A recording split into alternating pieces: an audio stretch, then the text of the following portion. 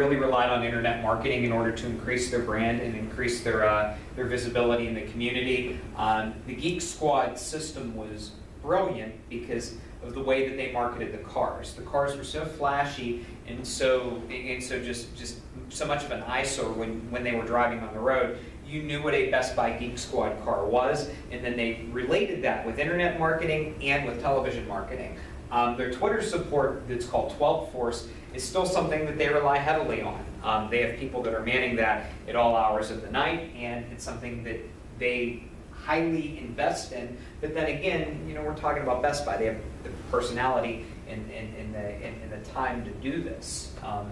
There's an extensive community forum for customer discussion and questions. That's a positive as well. But that's, once again, they have the availability of people that can work and can do that. And then obviously they provide text alerts. If you've ever purchased anything off of bestbuy.com, you know, you'll receive a text message once your merchandise is in stock.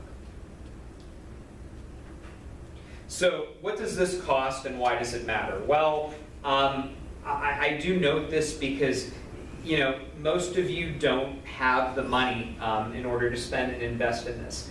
This is a good feature, but if you want to do this to grow a business, you're going to have to do this pretty much yourself without really spending money. So direct email, direct Facebook, direct web pages, direct blogs, but the actual database constructions and the analytical software that's available cost millions and millions of dollars. If you're looking for a job that will pay you money with a graduate degree, and a Master of Science in Information Sciences right now is probably more, I guess I would call it sexier than a Master of Science in IT, because a lot of this information science versus information technology is really looking into data mining and analytics, and there's a lot of money in this right now. If you can design something, or you're good with computers and you can be effective with this, this is one heck of an industry to get into. So something to consider if this appeals to you. You know, I mean, heck, if you design something good, or you're working with a company, you could take elements of that and use it in your own business,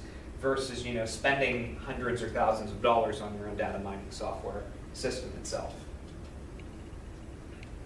So most of the time, the products fail. Most of the stuff that you're doing with this data mining doesn't work properly. The return on investment doesn't work.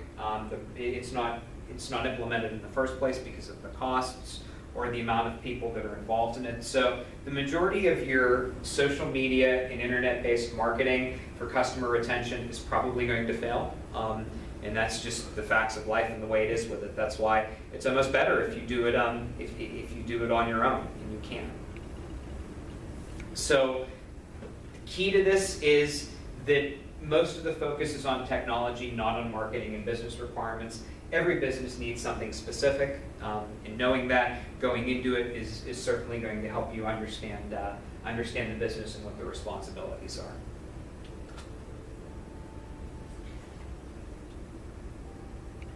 So we give you a 360-degree vision. This is available in your textbook on page 312. If you want to take a look at this, it shows you what you need to do to increase customer service experiences. You're welcome to check this out on your own.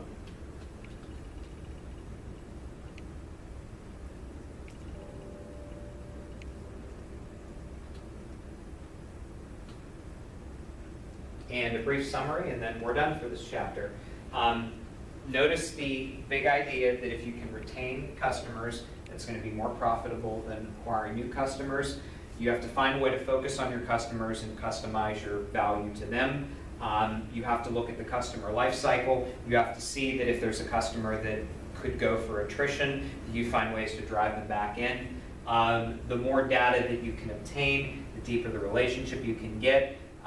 You have to make sure that you're personalizing your marketing strategies to the people. Loyalty programs used to be what people use. Now they're relying on apps and in social media. I note that this is expensive. You have to keep that in mind. I think this is it's something you should know, but it's not something you're going to naturally be able to afford at the beginning. And you have to have organizational discipline and commitment to it as well. So our next chapter is going to look at web page design. If you have any questions, please shoot me an email, and I look forward to talking to you soon.